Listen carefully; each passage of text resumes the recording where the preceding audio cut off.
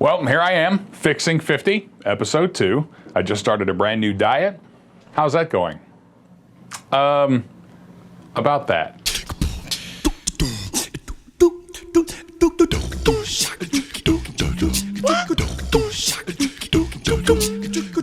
Hello and welcome to Fixing 50, one man's journey from older to better.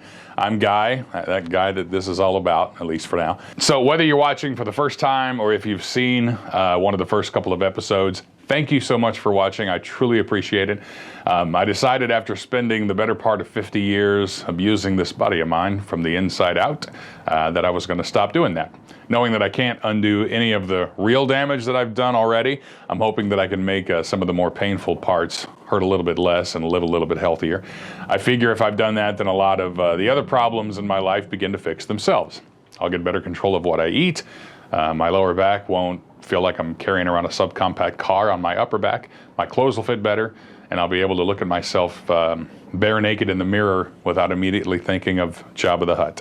I had this grand idea of going back and trying a simple, common sense, don't eat the whole bag of chips watching Netflix kind of diet. And I did that, and 7 days later, I just don't feel like I'm going to accomplish anything without a real big change. I've done this diet, versions of it, so many times I've lost count. I've made it work before, but it just feels so same-ish. Even if I'm getting healthy, I still also get to eat the same crap that resulted in me wearing size 4X shirts.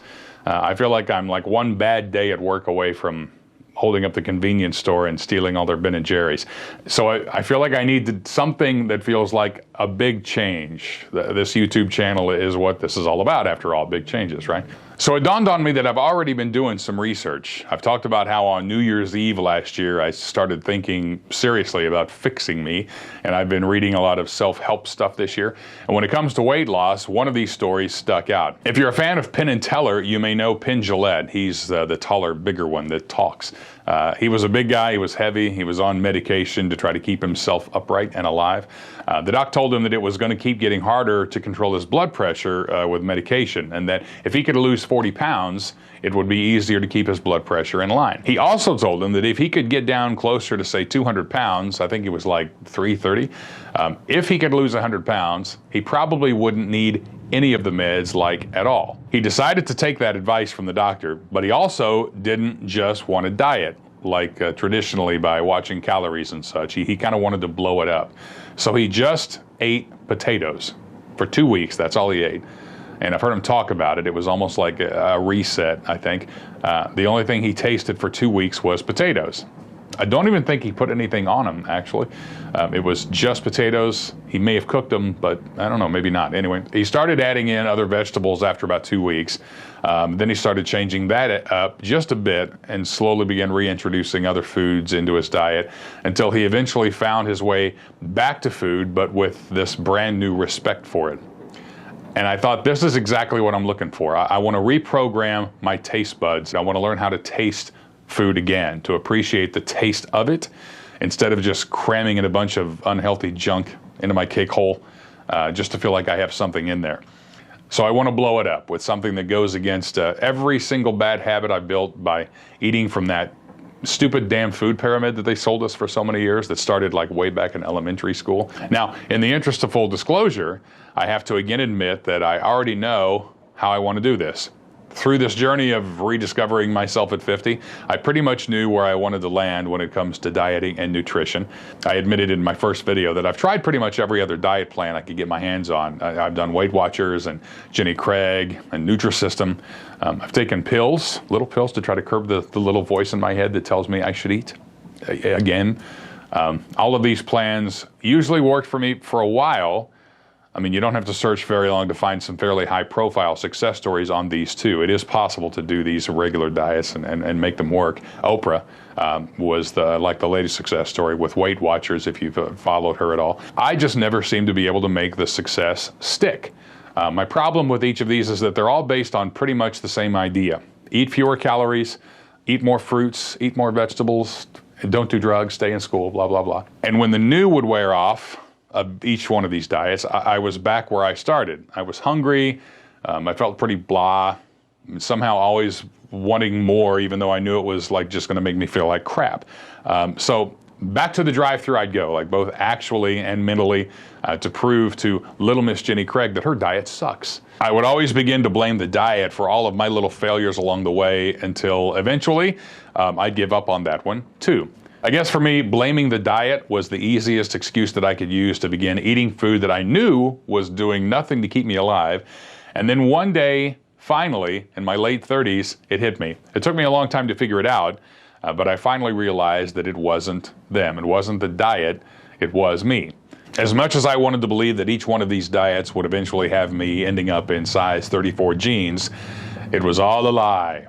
It all starts like right here. So it would take more computers and hard drives than YouTube could afford for me to talk about everything that goes on up here. And as I continue to pour my little self-help journey out into this channel, I'm sure I'll talk about some of this stuff over time because it's all connected, right? The thing that I've always found a way to do is to self-sabotage each one of these attempts at weight loss. Each one of them was just another way that 20-year-old me was like traveling through time, like Back to the Future, Marty McFly style, to make 50-year-old me fail miserably. And again, there's more to it than this, but essentially the only reason I never made weight loss stick is all right here. If you know me, you probably know that I work best when I don't have a lot of choices. You really should see me trying to order off the menu with more than like 4 pages. It's pretty pathetic.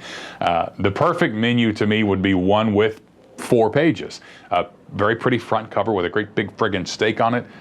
Page 2 would say vegetables at the top, and then list all of the various veggies I love. I do eat vegetables, I love them. Page 3 would say meat, and then have a bunch of steak and chicken and seafood. And then page 4 would say, goodbye, thanks. If you narrow it down to like meat, veggies, and the oil I can use for dressing and like maybe stir fry, you figured me out. I tried the Atkins Diet many years ago, and that was basically the Ketogenic Diet, Keto, that seems to be all the rage now. But at this point, 1999 or so, Atkins was so far away from the mainstream that it seemed just like another fad diet. I mean, for years, we'd been told that fat was bad, right? Fat and saturated fat, meat, bacon, it all was going to kill you dead. Eggs. I've lost count the number of times that eggs were good for you, and then bad for you, and then good for you again. Good, then bad. Lather, rinse, repeat. It's infuriating when I think how many times I simply fell in line with conventional thinking instead of actually just being cool with what I already know. When I tried and then settled into what was essentially keto like several years ago, I felt lighter, I was less moody, I ate until I was full, and then I stopped eating, and then I was full for the better part of the day. I didn't have this like mid-afternoon voice in my head telling me to get up and eat. As I think back, I could have fixed all of this 20 years ago. That's about how long ago when I actually tried Atkins or keto. Meats, veggies, and fat go like way easy on the corn, peas, and potatoes, but that is keto, and that is how I want to eat for however long I have left. That's the way we're going to do it. I actually had to ask myself, in fact, why I hadn't stuck with keto, and the answer isn't even really a good one, even though it seemed like it was at the time. I could have tried harder to stick with it, but at that point, I didn't want to be the guy at the table not eating chips and dip or having whatever beer I wanted. Plus, the world was a different place. Like I said, keto has been slowly becoming more mainstream, and restaurants and grocery stores have noticed, and now it's a hell of a lot easier to eat this way today than it was way back then. So I'm excited as hell to get back to feeling better about the food I'm eating and how eating that food makes me feel. As I get started again, I love it when I find somebody else who is either just getting into keto or even better, hearing advice from those folks who know what they're doing when it comes to eating, high fat or low carb. Oh, and I'm on the lookout for decent keto recipes too. So thanks in advance for leaving advice and recipes in the comments section below. And thanks again so much for watching this one and any of the other videos you find here on Fixing 50. Hit the red subscribe button so any new videos hit your feed, and be sure to hit the notification bell so you know as soon as I post a new one. Until then, be good to you, and I'll see you next time.